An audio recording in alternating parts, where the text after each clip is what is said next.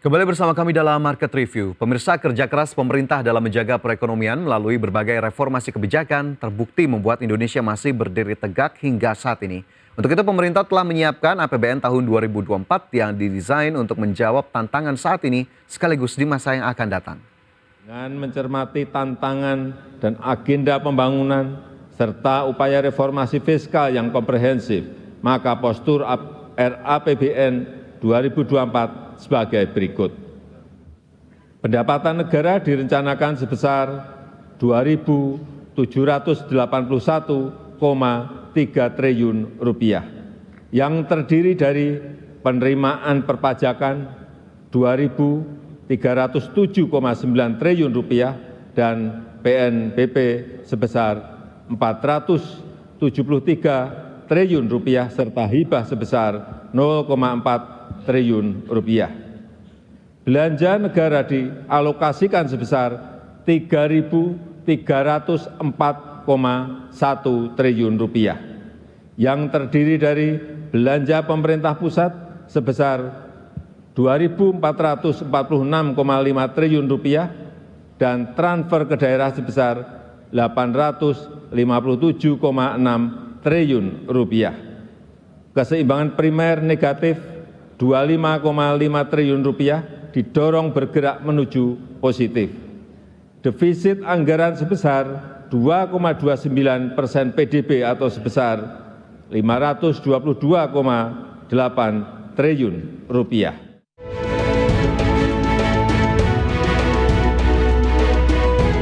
Demikian pernyataan Presiden Joko Widodo dalam pidato kenegaraan dan nota keuangan APBN 2024 di gedung DPR MPR RI. Presiden juga menegaskan Indonesia telah berhasil mengatasi tantangan besar akibat pandemi COVID-19 dengan hasil yang baik.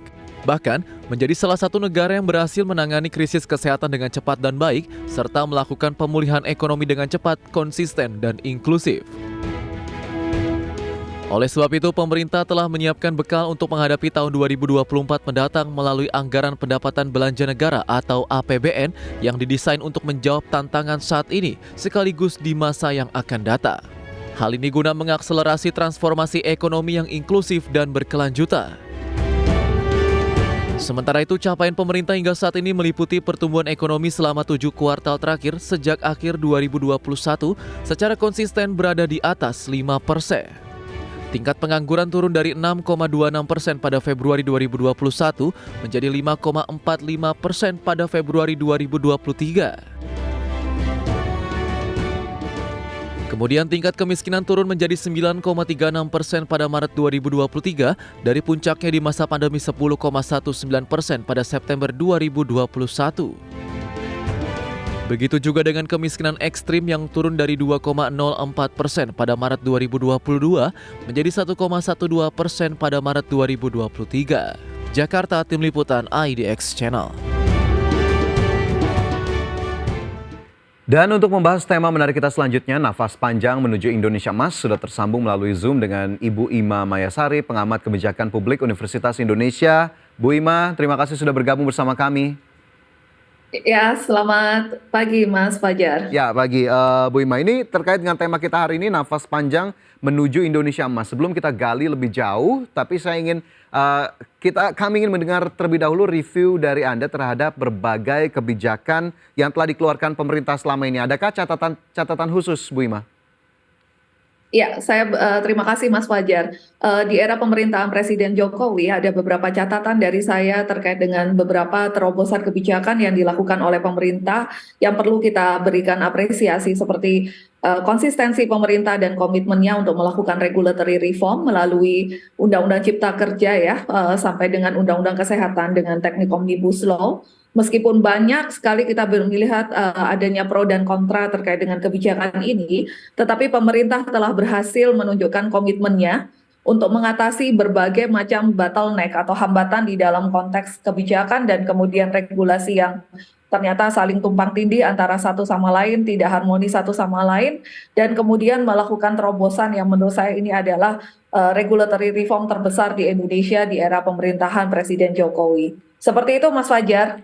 Oke, dari sisi target pemerintah mungkin bisa kita katakan kebijakan yang dikeluarkan sudah cukup memenuhi bagi sisi pemerintah. Tapi untuk publik sendiri apakah ini Anda melihat sudah memenuhi kebutuhan publik? Nah, ini menjadi PR bagi pemerintah ketika kemudian mengeluarkan sebuah kebijakan. Apakah kemudian dilakukan stakeholder engagement secara tepat dan benar? Maka dari itu Undang-Undang Cipta Kerja juga kemudian mengalami review oleh Mahkamah Konstitusi itu sendiri untuk menekankan terkait dengan meaningful participation. Artinya stakeholder engagement ini tidak bisa dilepaskan supaya pemerintah bisa mengetahui apa sih sebetulnya kebutuhan hukum yang kemudian diperlukan oleh masyarakat atau kebutuhan terkait dengan kebijakan yang saat ini betul-betul dibutuhkan oleh masyarakat, sehingga kemudian kebijakan-kebijakan yang dilahirkan itu benar-benar memang itulah yang kemudian dibutuhkan oleh masyarakat dan bisa menjawab berbagai persoalan dan tantangan yang dihadapi. Tentu tidak mudah ya untuk Indonesia pada saat ini. Oke. Seperti itu. Apa kemudian yang kurang dari langkah yang dilakukan pemerintah untuk kemudian tadi meningkatkan partisipasi publik dalam mengeluarkan kebijakan, Bu Ima, dari apa yang Anda lihat sejauh ini? Nah, menurut saya apa yang menjadi catatan di dalam berbagai macam gugatan yang muncul atau judicial review yang muncul dari Undang-Undang Cipta Kerja, terutama terkait dengan aspek ketenaga kerjaan, ini menjadi catatan penting bahwa meaningful participation itu menjadi sangat-sangat penting dan tidak boleh ditinggal oleh pemerintah di dalam mengeluarkan kebijakan itu sendiri. Seperti itu. Oke, jadi memang tetap saja tadi public involvement menjadi salah satu komponen penting yang memang harus diperhatikan oleh pemerintah dari waktu ke waktu. Lantas kalau kita berbicara soal ekonomi misalnya saja, Bu Ima, ini capaian positif di bidang ekonomi, pemerintah mengklaim telah membuat Indonesia bertahan dari gempuran tekanan ekonomi global termasuk kemarin pandemi COVID-19. Apakah kemudian dari sisi kacamata mungkin kebijakan publik atau secara general, apakah kemudian ini menjadi tanda bahwa kita tetap harus angkat topi begitu ya kepada pemerintahan Jokowi saat ini? Menurut saya betul ya, tetapi kemudian kita juga tidak boleh kemudian merasa bahwa ini kemudian menjadikan kita sudah berada di posisi zona yang nyaman gitu ya. Tetapi memang apa yang dilakukan oleh pemerintah, kerja keras dari pemerintah untuk mengatasi terkait dengan pandemi, kita bisa bertahan di dalam situasi ekonomi dan kemudian komitmen pemerintah di dalam pemulihan ekonomi nasional atau PEN itu sendiri juga sudah, menurut saya itu yang mendapat banyak sekali apresiasi dari berbagai negara ya, dan kemudian pemerintah di saat itu juga kemudian konsisten di dalam mereview, dan walaupun pada saat pandemi itu juga lahir Undang-Undang Cipta Kerja, tetapi juga ternyata itu juga mampu ya meningkatkan, mempertahankan terkait dengan capaian ekonomi Indonesia, dan tentu investasi Indonesia juga kemudian mengalami peningkatan walaupun itu berada di dalam masa pandemi dengan adanya perubahan yang terjadi di dalam Undang-Undang Cipta Kerja itu sendiri. Apakah kemudian Anda melihat bauran kebijakan misalnya saja begitu ya dari ekonomi ataupun mungkin dari kebijakan publiknya ini menjadi pola yang memang sebetulnya bisa dilakukan oleh pemerintahan berikutnya begitu ya untuk kemudian ditiru misalnya saja, atau justru penyesuaian di sana sini masih cukup banyak yang harus dilakukan? Iya, jadi bauran kebijakan fiskal dan moneter yang kemudian ini memiliki aspek makroekonomi jangka panjang, tentu ini perlu dipertahankan karena memang memiliki success story ya di dalam konteks ini. Tetapi juga di dalam hal ini juga kita tetap harus adaptif dan melihat kalau kemudian memang diperlukan beberapa perbaikan-perbaikan untuk melakukan hal-hal seperti ini, ya ini kita lakukan seperti itu. Baik, itu juga menjadi salah satu catatan begitu ya untuk kemudian nanti mungkin pemerintahan yang akan menjabat di tahun 2024 mendatang apa yang kemudian harus disesuaikan. Nah, kalau kita berbicara soal pidato kenegaraan kemarin, Bu Ima, Presiden Jokowi ini menekankan perlu menjaga nafas panjang untuk mengejar target Indonesia Emas di tahun 2045. Tanggapan Anda seperti apa terkait hal ini? Nah, memang saya melihat bahwa nafas panjang untuk mengejar target Indonesia Emas itu, saya melihat bahwa ada pesan yang dititipkan oleh Presiden bahwa kita tidak Tidak kemudian ketika estafet kepada presiden yang baru ini kemudian menjadi apa yang sudah dilakukan dalam bahasa Presiden Jokowi disebut dengan lari maraton untuk presiden selanjutnya ya. Artinya ini memang butuh kerja keras kita bersama ya, segala komponen. Meskipun kita mengalami pergantian kepemimpinan presiden, tetapi tetap beberapa hal aspek yang dilakukan pemerintahan di dalam Presiden Jokowi yang sudah melakukan berbagai kebijakan-kebijakan yang kemudian untuk mengejar target Indonesia Emas di tahun 2045 ini perlu kemudian estafet ini dilanjutkan oleh presiden selanjutnya dengan ya tetap dalam tanda kutip itu harus melakukan lari maraton untuk mengejar cita-cita seperti ini. Baik, itu tentunya banyak poin yang kemarin memang disebutkan oleh Presiden Jokowi dalam pidato kenegaraan, terutama dalam mengejar Indonesia Emas 2045. Nanti kita gali lebih lanjut, Bu Ima, tapi kita harus jeda terlebih dahulu. Pemirsa tetaplah bersama kami, Market Review segera kembali sesaat lagi.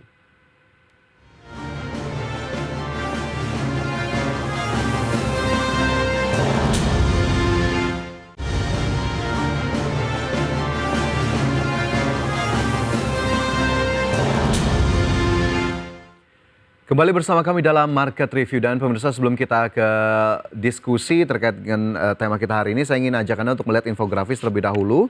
Ini sejumlah data sudah kami rangkum, diantaranya terkait dengan postur RAPBN 2024.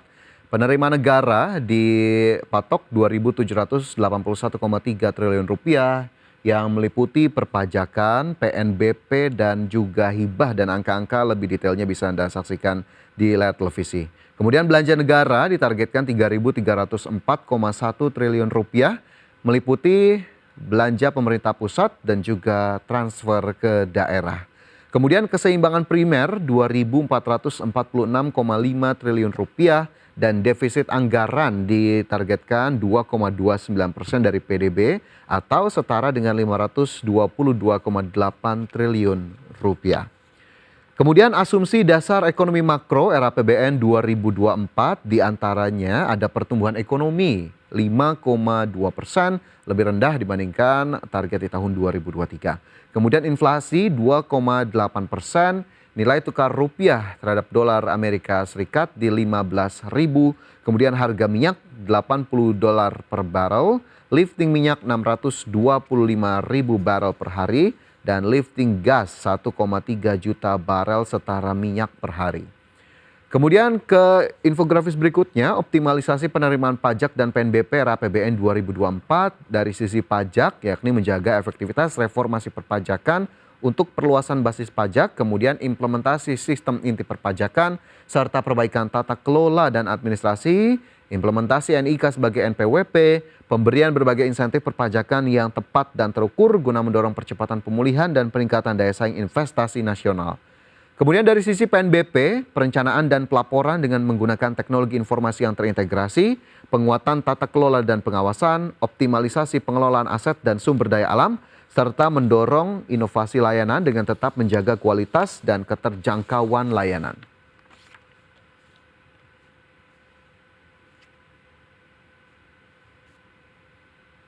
Ya, masih tersambung melalui Zoom dengan Ibu Ima Mayasari, pengamat kebijakan publik Universitas Indonesia. Bu Ima, kita lanjutkan kembali ke diskusi kita di hari ini, di mana kita tahu untuk menuju Indonesia Emas 2045 begitu ya, Presiden menyebut akan mempercepat transformasi ekonomi yang inklusif dan berkelanjutan. Nah, ini sebetulnya apa yang bisa kita tangkap dari percepatan transformasi ekonomi yang diagendakan Presiden, Bu Ima? Iya, terima kasih Mas Fajar. Jadi kalau kita melihat bahwa tadi sudah disampaikan bahwa perekonomian Indonesia terus membaik ya pasca pandemi COVID, dengan kemudian didukung oleh kebijakan fiskal yang responsif, efektif, dan kemudian berkelanjutan. Nah, di dalam konteks ini untuk percepatan terkait dengan transformasi ekonomi yang inklusif dan berkelanjutan, saya rasa ini sebuah program yang kemudian disusun di dalam sebuah kerangka ekonomi makro dan pokok-pokok kebijakan fiskal di tahun 2024 yang kita ketahui sendiri bahwa sudah disampaikan oleh Menteri Keuangan di dalam rapat paripurna DPR RI. Artinya hal ini sudah dikaji secara matang untuk kemudian bisa mencermati dinamika perekonomian terkini dan kemudian prospek perekonomian ke depan itu serta kemudian arah agenda pembangunan. Nah, ini tetap harus kemudian dijaga oleh pemerintah di dalam konteks komitmennya di tahun 2024 ini untuk kemudian bisa mempercepat terkait dengan transformasi ekonomi yang inklusif dan berkelanjutan sesuai dengan kerangka ekonomi yang sudah disusun oleh Kementerian Keuangan. Seperti itu, Mas Fajar. Ya, baik. Kemudian lebih rinci lagi ada strategi jangka pendek dan juga jangka menengah yang kemudian kemarin juga diungkapkan oleh Presiden untuk menjawab tantangan di masa depan yang memang tergambar di era APBN 2024. Kalau jangka pendeknya sendiri, Presiden ini menyebutkan penghapusan kemiskinan ekstrim, kemudian penurunan stunting, inflasi dan juga investasi. Apa yang bisa kita lihat dari strategi jangka pendek ini, Bu Ima? Iya, saya masih melihat bahwa ini yang masih menjadi tantangan pemerintah ya, meskipun tadi sudah disebutkan bahwa sudah ada penurunan terkait dengan angka kemiskinan, lalu kemudian terkait dengan stunting, tetapi hal-hal seperti ini artinya belum selesai ya, kemudian untuk mencapai target dari pemerintah sehingga di APBN 2024 hal ini masih menjadi fokus pemerintah untuk strategi di dalam konteks jangka pendek yang fokus kepada percepatan untuk penghapusan kemiskinan ekstrim, lalu kemudian penurunan daripada stunting, pengendalian inflasi, dan kemudian peningkatan investasi. Seperti itu, Mas Fajar. Oke, kalau ke jangka menengahnya sendiri ada peningkatan kualitas sumber daya manusia, kemudian peningkatan kualitas pendidikan dan juga sistem kesehatan dan juga perlindungan sosial. Ini bukankah kebijakan yang memang sebetulnya sudah dilakukan dari kemarin-kemarin? Apa yang kemudian mungkin bisa kita harapkan dari strategi jangka menengah ini? Iya, karena ini tadi sifatnya adalah strategi jangka menengah, tentu tidak bisa kemudian dicapai di dalam target jangka pendek seperti itu, sehingga kemudian ini masih menjadi fokus dari pemerintah tentu untuk mewujudkan SDM yang unggul, produktif, inovatif dan sejahtera itu merupakan tidak serta-merta bisa dicapai di dalam sebuah target jangka pendek ya seperti itu, sehingga ditaruh di dalam sebuah fokus yang ada di dalam jangka menengah ini, dan ini lagi-lagi tetap harus dikawal dan dilakukan oleh pemerintah agar target-target itu sesuai dengan rencana strategis itu bisa tercapai. Tadi ya untuk di dalam sebuah framework untuk menuju Indonesia emas ya di tahun 2045. Tentu bekal-bekal seperti apa yang tadi disampaikan terkait dengan target jangka menengah tetap itu harus menjadi agenda yang juga menjadi prioritas pemerintah di dalam konteks untuk jangka menengah ini.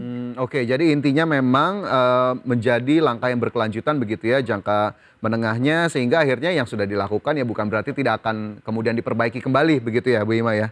Betul, seperti itu. Kemudian terkait dengan transformasi ekonomi, ini menarik sekali memang jika kita perhatikan apa yang kemudian sudah dipaparkan, akselerasi pembangunan infrastruktur pendukung transformasi ekonomi begitu ya, ini di berbagai sektor, energi, pangan, teknologi informasi dan juga lain-lainnya. Apakah kemudian ini memang bisa dikatakan hal ini juga salah satu yang mendorong percepatan pemulihan ekonomi nasional?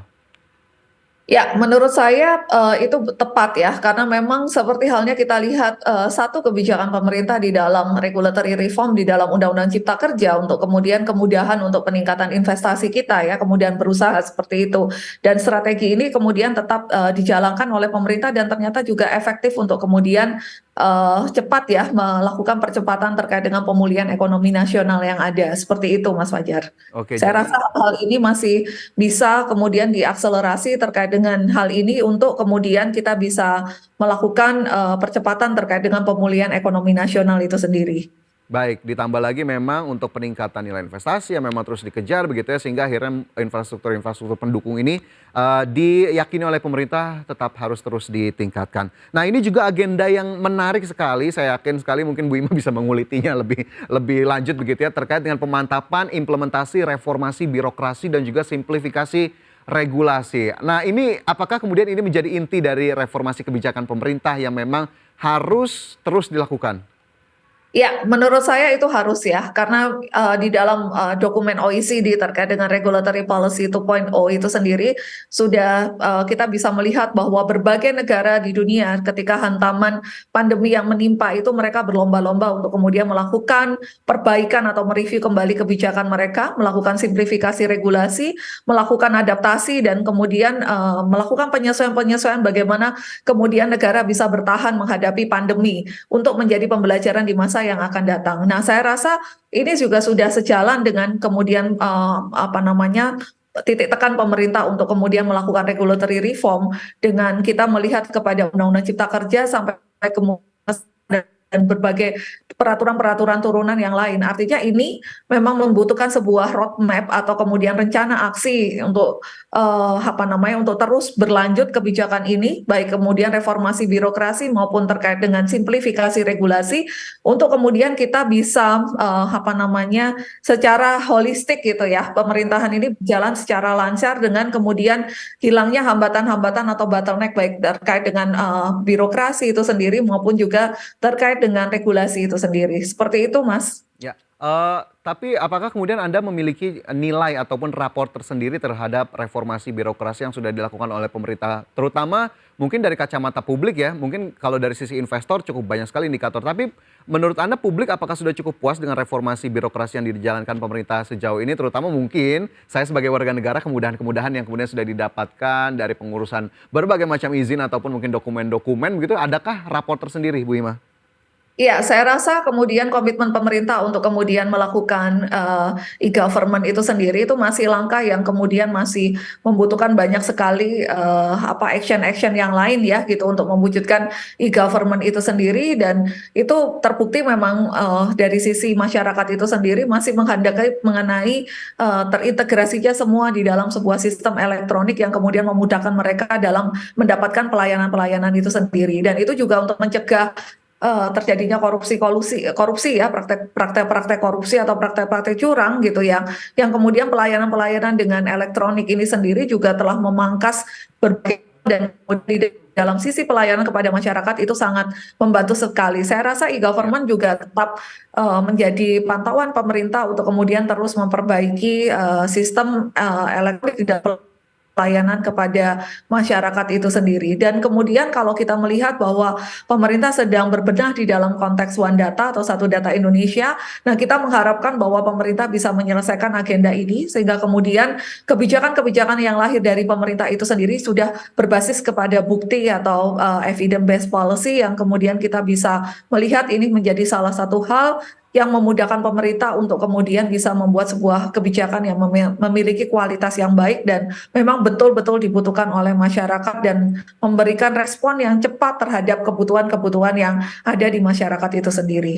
Baik, ini cukup lengkap sekali catatan-catatannya yang kemudian tadi sudah Anda ungkapkan. Ini kita harapkan juga publik tetap bisa berpartisipasi, mengawal, tetap kritis terhadap apa yang kemudian nanti akan dikeluarkan oleh pemerintah, terutama kebijakan-kebijakan yang menyangkut hajat hidup orang banyak. Bu Ima, kita masih banyak sekali sebetulnya pertanyaan yang bisa digali terkait dengan hal ini, tapi sayang sekali waktu kita terbatas. Terima kasih banyak Ibu Ima sudah bergabung bersama kami hari ini. Sehat dan sukses selalu untuk Anda. Terima kasih Mas Fajar. Ya, dan pemirsa, informasi tadi atau diskusi kita tadi menandai akhir jumpa kita dalam Market Review kali ini. Dan pastikan Anda menyaksikan program-program spesial persembahan IDX Channel dalam rangka Hari Ulang Tahun Pasar Modal di bulan Agustus dalam Capital Market Month at IDX Channel. Dan saksikan terus IDX Channel, your trustworthy and comprehensive investment reference. Saya Fajar Wayon dan rekan-rekan yang bertugas pamit undur diri. Terima kasih, sampai jumpa dan selamat beraktivitas.